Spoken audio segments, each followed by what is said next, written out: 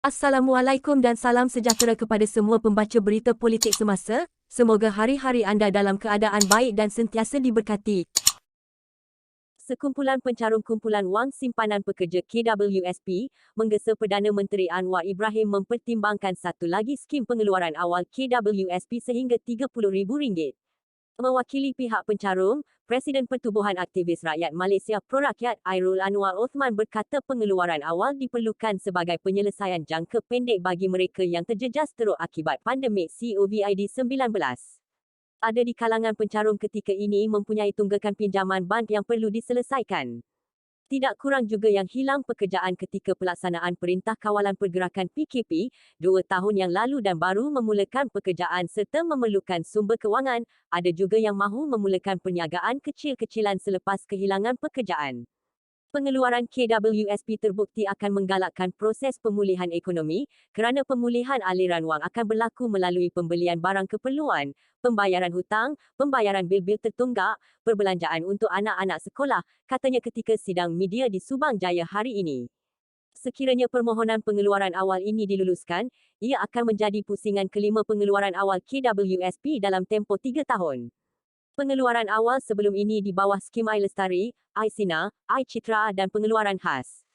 Seorang pencarum, yang hanya mahu dikenali sebagai N, berkata dia memerlukan wang itu untuk menyelesaikan hutangnya selepas diberhentikan daripada kerjanya sebagai pengurus kanan undang-undang pada November 2020.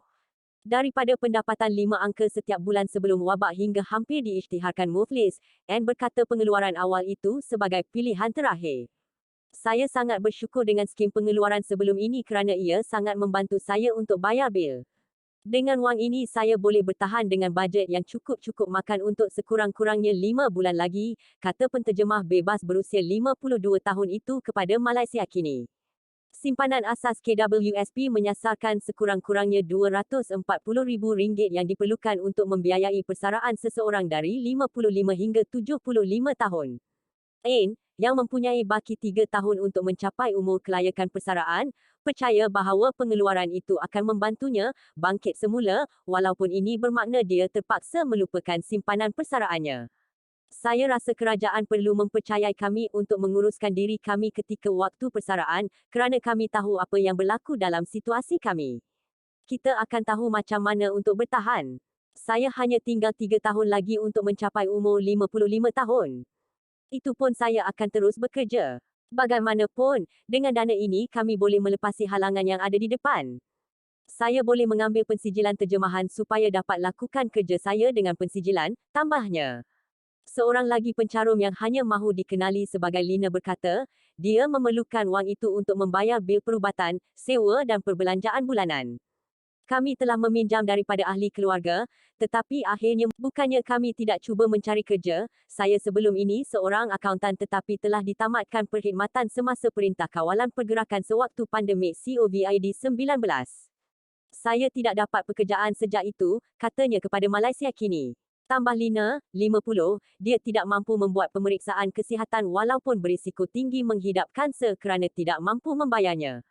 Ia benar-benar menjejaskan saya. Saya harap Perdana Menteri akan mempertimbangkan permintaan kami, katanya.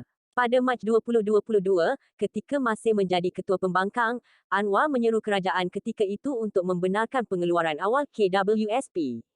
Presiden PKR itu pada awalnya keberatan untuk menyokong dasar sedemikian pada masa lalu kerana ia memberi kesan kepada simpanan masa depan rakyat, tetapi mengakui perlunya pengeluaran tersebut kerana keadaan yang sedang terdesak.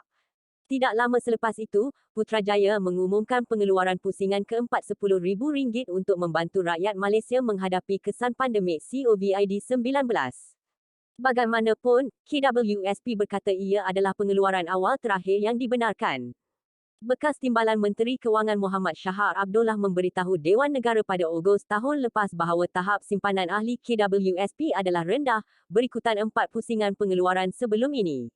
Dia berkata, seramai 6.62 juta ahli atau 52% daripada keseluruhan 12.78 juta ahli KWSP berumur bawah 55 tahun mempunyai simpanan kurang RM10,000 setakat Jun 2022.